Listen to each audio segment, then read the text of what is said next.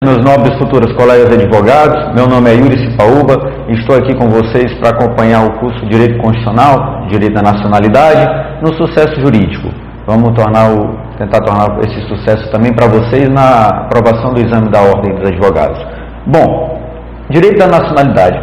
Sempre é bom a gente saber qual é a origem de tudo que regulamenta a nossa vida, qual a origem desse direito.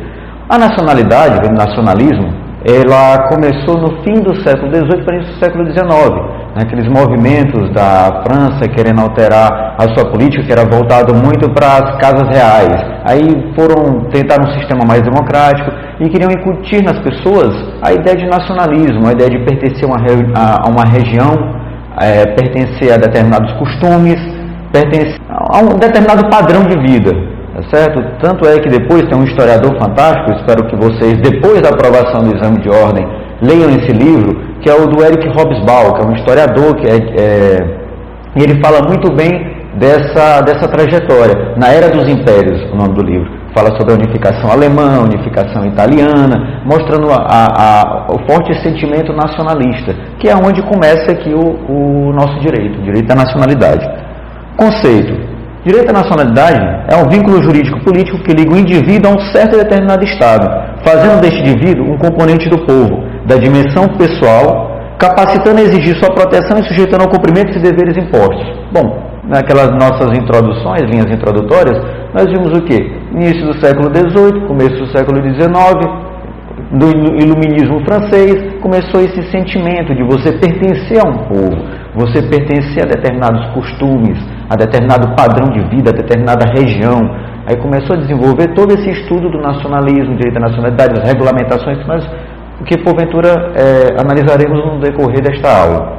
Bom, para a gente saber, a gente precisa diferenciar alguns itens do direito à nacionalidade, o que seria povo, população, nação e o que seria o cidadão. Povo é o conjunto de pessoas que fazem parte de um Estado. Já a população são os habitantes, sejam eles nacionais ou estrangeiros. É o conjunto de pessoas que estão em determinada região. Nação já é um agrupamento humano, numeroso, cujos membros fixados no território são ligados por laços históricos. Daqui vem aquele sentimento nacionalista, formador de o estudo inicial do direito da nacionalidade, que sofreu várias alterações, com até mesmo a evolução histórica, a evolução política, a evolução legal, não somente no Brasil, mas no mundo todo. E o cidadão, que para nós é o nacional, que está com seus direitos, que pode gozar dos direitos políticos, é aquele que já tem capacidade, que veremos isso na aula de direitos políticos, capacidade de votar, de ser votado, que é tido como um cidadão. Tanto é que às vezes erroneamente a gente o cidadão. Não, o cidadão é aquele que já está no gozo do direito político, já participa da vida do Estado. Esse é um cidadão. O outro não, o outro que ainda não está no gozo, ele faz parte do povo, faz parte da nação brasileira, tá certo? Espécie de nacionalidade. Bom, nós falamos o quê? O direito da nacionalidade nasceu do nacionalismo, nasceu da ideia de pertencer a determinada região. Então, nada mais óbvio do que a competência vai ser exclusivamente do Estado.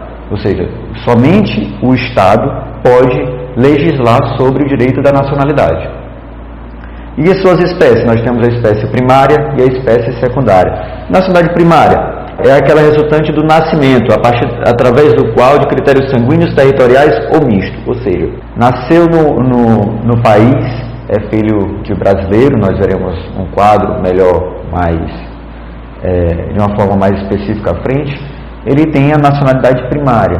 Nacionalidade secundária é aquela que você pede, a gente vai partir para o naturalizado.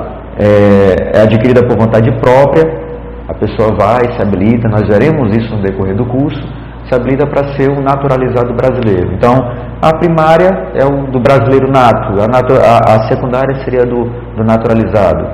Bom, veremos aqui nesse quadro. Esse quadro, ele mostra para vocês onde localizar essas espécies de nacionalidade primária e a secundária na Constituição Federal. A gente pode observar aqui que a nacionalidade primária originária tem como regra o ius soli, ou seja, nasceu no território brasileiro, desde que, conforme veremos à frente, não esteja a serviço do seu país, é brasileiro nato. Isso vai estar onde? Na Constituição Federal, no artigo 12, inciso 1, a linha A. Você pode abrir sua Constituição, checar que vai estar lá essa regra, essa espécie de nacionalidade. As exceções. O ius sanguíneo, ele é uma exceção, ou seja, a regra geral é ius soli. O ius sanguíneo é a exceção. Que teremos o critério funcional e depois a nacionalidade potestativa. À frente nós veremos. Adiantando para vocês, o critério funcional é aquele que está a serviço do país, o diplomata, a pessoa que está a serviço do país, nasceu nos Estados Unidos, certo? Nasceu nos Estados Unidos, está a serviço do país, ele é brasileiro nato. A potestativa, que estará no artigo 12, inciso 1, a linha C da Constituição Federal, veremos adiante, é aquele que nasceu fora do país, mas pelo critério do ius sanguíneo, venha residir no Brasil. Quando atingir a sua maioridade, ele poderá optar pelo reconhecimento da nacionalidade brasileira, como brasileiro nato. Adquirida ou secundária, que é através da naturalização, ela pode ser expressa ou tácita. Essa tácita, importante lembrar, essa tácita, alguns livros que tem de preparação do exame da ordem não falam, mas essa tácita ela veio na Constituição de 1891, onde optou aqueles que estavam no país já por 30 anos, poderiam já optar, se não optassem, eles já seriam reconhecidos como brasileiros naturalizados. Até você vai ver que a grafia é da grafia não do português que utilizamos hoje, mas da época, ainda com traços do português de Portugal. O cara, a pessoa que estava aqui já há 30 anos, não expressamente disse que queria manter a sua nacionalidade originária, seria reconhecido como brasileiro. Ou a expressa. A expressa, a pessoa por vontade própria, ela peticiona, pedindo o reconhecimento, até no Ministério da Justiça, ela peticiona, vai pedir o reconhecimento de sua naturalidade, vai passar por um processo administrativo, e que ao final o presidente da República, nós veremos que vão ter dois regramentos distintos, um que ele requer e o outro que ele pede. Um não teria o direito subjetivo ao reconhecimento da nacionalidade, já no outro tem uma briga doutrinária, mas chegou-se à conclusão de que teria esse direito sim de ter reconhecido a sua naturalização, tá certo? Que seria a extraordinária. Mais à frente a gente vai abrir a legislação, vamos pontuar as diferenças entre uma e outra.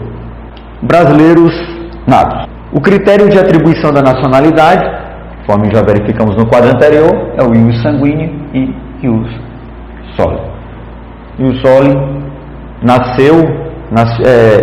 nacional, todo aquele que nasceu no território brasileiro, nasceu em qualquer unidade do Estado da Federação, ele é, desde que não esteja a serviço do seu país de origem, ele é brasileiro nato. O ius sanguíneo, que é a exceção, a regra é o ius soli, lembre bem, a regra é o ius soli. Por exceção, temos o ius sanguíneo. É aquele nacional, todo descendente de nacionais, independentemente do local do nascimento. Se ele nasceu no Japão, ele nasceu na Austrália, certo? Por exceção, ele poderá ser reconhecido de duas maneiras, ou vem a residir no país quando criança, veremos mais à frente, ele será tido como brasileiro nato. Atingiu a maioridade, ele escolhe manter, faz a opção de que quer sim continuar com a sua nacionalidade brasileira, será reconhecido como brasileiro nato, que antecipando é a tão chamada nacionalidade potestativa. E iure matrimônio. Bom, o que é isso? Pergunta-se, acho que teve a novela que falou bastante sobre isso, que foi a América, se eu não me engano. Na América, me esqueci agora o nome da atriz, ela queria ser americana, queria ser norte-americana. E foi para os Estados Unidos, estava procurando um casamento para ter o tão almejado green card para ser tido como um norte-americano naturalizado. Aqui no Brasil nós não temos a regra do iure matrimônio, que seria o quê? A aquisição da naturalização somente pelo casamento. Não é porque a pessoa casou com uma brasileira que ela vai se tornar brasileira. Isso aqui no nosso ordenamento jurídico, isso não existe. Não temos essa opção. Hipótese de aquisição originária. O artigo 12 da Constituição, o inciso 1, fala quem são os brasileiros natos. Lembrando, somente o Estado pode legislar sobre critérios sobre nacionalidade. Todo isso não pode haver uma lei para vir querer alterar a Constituição e criar novos critérios, novas formas. Somente através da Constituição Federal é quem regulamenta, quem regula tudo isso, quem diz quem é o brasileiro nato e quem é o brasileiro naturalizado. Os natos. Os nascidos na República Federativa do Brasil, ainda que de pais estrangeiros, desde que não estejam a serviço do seu país. O que é desde que não estejam a serviço do seu país? Certa vez caiu uma questão na OAB perguntando se um casal de Hollywood, viesse gravar um filme no Brasil, estivesse no Rio de Janeiro gravando o filme e tem um filho. Esse filho será norte-americano ou esse filho será brasileiro? De acordo com o nosso regramento constitucional, ele vai ser brasileiro. Ele terá como aquisição originária reconhecido brasileiro nato, porque nasceu no país. Ele nasceu aqui, nasceu no nosso território. E os seus pais não estavam a serviço do país, do seu país de origem. Eles estavam... Esse conceito de estar a serviço do país seria em alguma função pública. Se fosse já um diplomata que estivesse aqui fazendo qualquer que seja algum ato de sua competência, seu filho sim seria reconhecido como norte-americano, não teria nem o reconhecimento de ser um brasileiro nato, de acordo com a nossa Carta Constitucional. Temos que ver se o outro país, que o Brasil regula as relações do seu Estado nacional. O italiano, né? De acordo com a Constituição italiana, todo filho de italiano, certo? Todo descendente de italiano é tido como italiano. A gente vai ver nos nossos minutos finais que é uma das hipóteses de até ter uma dupla nacionalidade, porque não é regra, também seria uma exceção. Como eles adquirem por regra o ius sanguíneo, então todo filho em qualquer lugar que esteja, então são regras que a gente tem que ver o que o Estado... quer dizer então que nos Estados Unidos ele não será tido como norte-americano. Tem que saber o regramento constitucional norte-americano. Nós estamos falando do regramento constitucional brasileiro. No Brasil, nessa situação, ele mesmo sendo filho de norte-americano, filho de um japonês, nasceu aqui, não está a serviço do país, ele é brasileiro nato. Os nascidos no estrangeiro, de pai brasileiro ou mãe brasileira, desde que qualquer deles esteja a serviço da República Federativa do Brasil. Bom, brasileiro está nos Estados Unidos, está na Europa, a serviço do país. Um caso clássico e fácil de a gente aprender é a questão do diplomata, porque eles estão no país, pode estar na África do Sul, pode estar no Moçambique, qualquer lugar desse do mundo. Então, teve um filho, o filho é tido como brasileiro nato. Nem precisa de opção, não precisa nem ele fazer uma opção, ele já é brasileiro nato. Os nascidos no estrangeiro, de pai brasileiro ou de mãe brasileira, desde que sejam registrados em repartição brasileira competente, ou venham a residir na República Federativa do Brasil e optem em qualquer tempo, depois de atingida a maioridade, pela nacionalidade brasileira. Bom, vamos dividir essa linha. Os nascidos no estrangeiro, de pai brasileiro ou de mãe brasileira, desde que sejam registrados em repartição brasileira competente. Primeiro parte. Nasceu no estrangeiro, de pai brasileiro e de mãe brasileira, registrou esse nascimento em repartição brasileira, ele será brasileiro nato também, certo? Ele foi no consulado, nasceu nos Estados Unidos, foi lá no consulado, quis registrar, os pais foram registrar o filho, ele é tido como brasileiro nato. O segundo trecho, que seria o mais importante, que aqui é a tão chamada, tão falada nacionalidade potestativa, seria o quê? Venham a residir na República Federativa e optem em qualquer tempo, depois de atingida a maioridade, pela nacionalidade brasileira. Por que depois de atingida a maioridade? Aí a pergunta seria, bom, então se ele estiver ainda, não atingiu a maioridade, não completou ainda os seus 18 anos, é de menoridade, ele então não é brasileiro nato? Não. Aí é o contrário do raciocínio. Ele não atingiu a maioridade, ele não tem como fazer a sua opção, ele não é senhor dos seus direitos ainda, ele não tem como optar, ele não tem como decidir, ele não tem como decidir os atos da sua vida civil. Então ele é brasileiro nato, toda a sua infância, completou os 18 anos, ele vai poder optar se ele quer ser ainda brasileiro nato ou se ele vai manter uma outra nacionalidade. Vai que ele é filho de uma filho de uma italiana e quer manter só a nacionalidade italiana, não quer manter a nacionalidade brasileira e está aqui no território, quer ficar como estrangeiro. Então é uma opção, ele tem o direito de optar a qualquer tempo. Antes ainda tinha até uma limitação, 5 anos, 10 anos, não me recordo agora o momento, mas tinha uma limitação para ele escolher. Hoje não. Hoje, depois da emenda constitucional número 54 de 2007, qualquer tempo. Atingiu a maioridade, ele somente foi escolher, ele acreditou que não, queria só manter a nacionalidade dele originária através do critério de sanguíneo de um outro país, mas completou os seus 20, 25 anos, não, eu sou brasileiro, eu quero reconhecer a minha nacionalidade brasileira, eu sou brasileiro nato, ele pode ir fazer a sua opção, um brasileiro nato. A opção prevista na Constituição consiste na declaração unilateral de vontade de conservar a nacionalidade brasileira primária, na já analisada hipótese de nacionalidade potestativa. A aquisição, apesar de provisória, dá-se com a fixação da residência, sendo a opção a condição confirmativa e não formativa da nacionalidade, que deverá ocorrer a partir da maioridade. Então, ele confirma, pela menoridade, ele está com o brasileiro nato, chegou à maioridade, ele vai só confirmar. Não vai criar a nacionalidade que ele já tem, ele só vai confirmar que ele quer manter aquele status de brasileiro nato.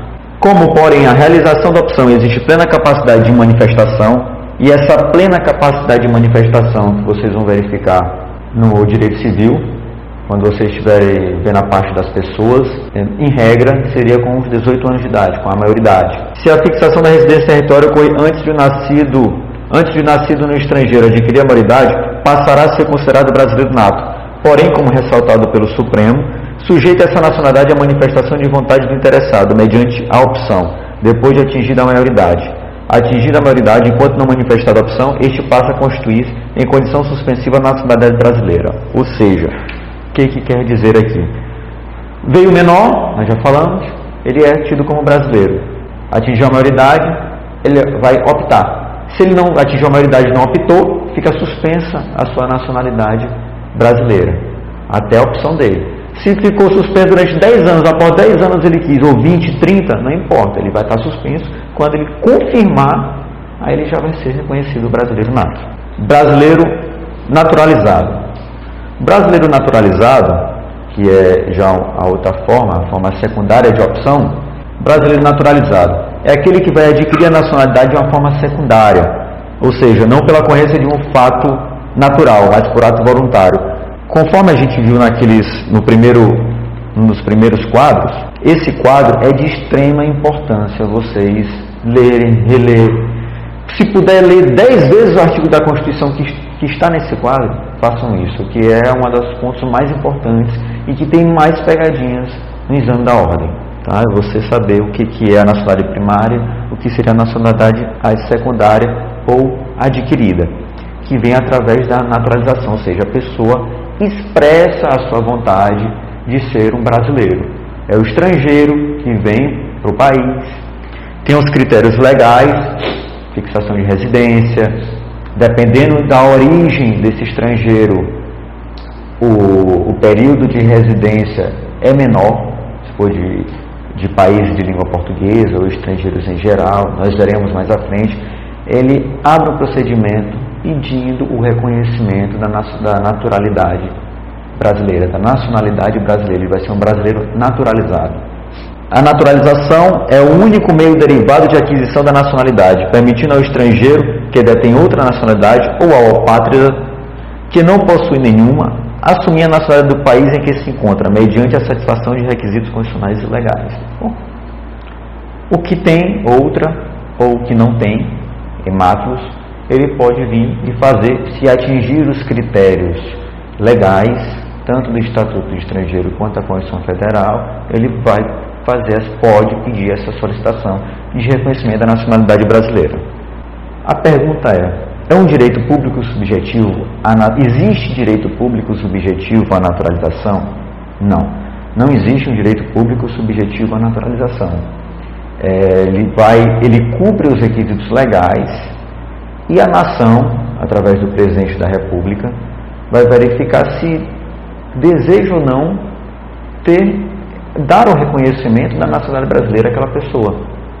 Mesmo que ele cumpra aqueles requisitos, em regra, verificar o presidente da República, é um ato discricionário, se ele vai reconhecer ou não a nacionalidade brasileira. Não é porque ele atingiu, teve um ano de residência, uma boa pessoa, sem nenhuma ação penal, que ele já vai ser reconhecidamente um brasileiro. Logo porque voltamos àqueles sentimentos que a gente tem da legislação. Por que é assim? Nós temos que perguntar sempre por que as coisas, por que a lei é assim. Conforme a gente fez nos minutos introdutórios, o direito da nacionalidade ele vem do sentimento nacionalista, vem daquela formação de pertencimento de uma pessoa a determinado grupo. Então, se você entra em determinado grupo, as pessoas têm que te aceitar naquele determinado grupo. Você tem que cumprir determinados preceitos formadores daquele grupo. Falar a língua, ter as mesmas crenças, religião, é um dos fatos também formadores da nacionalidade, inicialmente um dos maiores. Nós podemos até ver, fazendo até uma brincadeira, acho que todo mundo aqui assiste Game of Thrones. Aí a gente tem a casa dos Stark, a casa dos Lannister. Então naquela época era desse jeito. Final do século XVIII, XIX, era na Idade Média ali, a gente entrando para o Iluminismo, eram casas que detinham poder, as pessoas vinculadas não ao Estado, mas sim às casas. Aí começaram o Iluminismo começou a colocar ideias mais democráticas, ideias mais de pertencimento, não a um senhorio, mas sim a um local, a terra. Pertenço a essa terra. Nós formamos o grupo, nós somos a maioria, nós temos o poder, e não aquela casa que tem o poder. Daí que vem o surgimento do nacionalismo, do direito da nacionalidade. Então, por isso que não existe um direito subjetivo de ele ser aceito em determinado grupo. Espécie de naturalização. Naturalização ela pode ser tanto tácita, que inicialmente eu já havia comentado, que isso só tem na Constituição de 1891, a pessoa que estava com mais de 30 anos no Brasil seria reconhecido tacitamente brasileiro desde que não optasse pela manutenção de sua nacionalidade originária. Ou então expressa, ordinária ou extraordinária, que aqui, como eu falei para você sobre aquela questão do direito subjetivo ao reconhecimento, a gente tem uma pequena diferença, mas contundentemente mais à frente nós veremos. Naturalização tácita ou grande naturalização. Teve no artigo 69, parágrafo 4º da Constituição de 1891, e ela dizia o quê? Cidadãos brasileiros e estrangeiros que achando-se no Brasil aos 15 de novembro de 1889 não declararem dentre 6 meses depois de entrar em vigor a Constituição, o ânimo de conservar a nacionalidade de origem. Brasil está até escrito com Z, mas aqui não é porque o português dessa época era o português ainda adotado, de acordo com a nossa gramática, ligado ao português de Portugal. Então, a gente não tem mais esse regramento em 88, mas todos aqueles. Por que é importante a gente saber dessa forma de naturalização? Porque os filhos dos estrangeiros que estavam no país naquele momento, que foram reconhecidos brasileiros, naturalizados, que tem a nossa brasileira, foi através desse regramento constitucional. Então os seus filhos são brasileiros, através desse regramento constitucional, nasceram aqui de paz e tudo. Então todos eles que vieram desse status inicial são também brasileiros natos. Nesse caso, naturalizado. Expressa. Tem a vontade de adquirir a nacionalidade. Nós veremos, tem a ordinária e a extraordinária. Naturalização expressa ordinária. Vamos acompanhar no quadro. É um processo de naturalização deve respeitar os requisitos legais, bem como apresentar características administrativas, uma vez que todo o procedimento, até a decisão final do presidente da República, quem decide é o presidente. Por que o presidente da República? Porque ele é o chefe de Estado. Tá? Ele é o chefe de Estado, então é ele quem vai, ao final, dizer se aquele estrangeiro pertence ao nosso grupo, falando da forma mais popular. Se ele tem parte das nossas crenças, se ele se adaptou ao nosso idioma, a gente tem ele como um brasileiro, se a gente aceita como brasileiro. Realmente, esse critério, vindo do nacionalismo, é para a gente separar. Faz parte do nosso grupo ou faz parte do nosso grupo? Vamos lembrar da Copa do Mundo. É igual a gente dizer, é Suécia Ou é Argentina? Quando tem Brasil e Argentina, cada um não fica em um determinado lugar, nem se misturam, nem no mesmo bar não entra, é a mesma coisa. Se ele vai estar com a gente torcendo hoje para o Neymar fazer o gol dia 17, ou não. Então a gente tem que ver tem esse ato do presidente da República. Esse procedimento ocorre perante o Ministério da Justiça, mas tem uma formalidade final de caráter jurisdicional. O que quer dizer isso? O processo ocorre no Ministério da Justiça, quem vai decidir no final vai ser o presidente da República, mas depois vai ter um ato pela Justiça Federal reconhecendo a naturalização, a nacionalidade brasileira para aquele estrangeiro que fez o pedido expressamente de nacionalidade brasileira. Vai ter a sua naturalização, irmãos. A naturalização expressa ordinária. Naturalização expressa ordinária, a gente deve dividir, por quê? Para os estrangeiros excluídos de origem, que têm origem em países de língua portuguesa, tem um critério. Para estrangeiros que são originários de países de língua portuguesa, tem um outro critério legal. É mais facilitado o reconhecimento.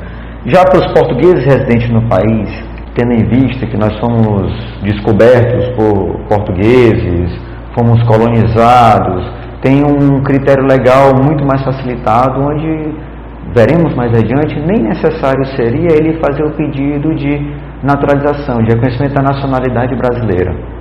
Ele, mais à frente veremos, ele pode tanto manter, aliás, não pode nem manter, ele será um português, só que ele vai ter direitos reconhecidos como um brasileiro naturalizado.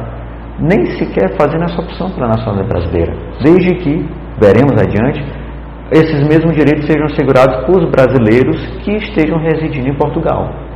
Não é uma dupla nacionalidade, só fazendo um alarde antes. Não é chamado dupla nacionalidade, nem quase nacionalidade, nem nada disso. Ele vai ser um português que reside no Brasil, que por determinação legal, Constituição Federal, vai assegurar os mesmos direitos de um brasileiro. À frente nós veremos de uma forma mais afirmativa.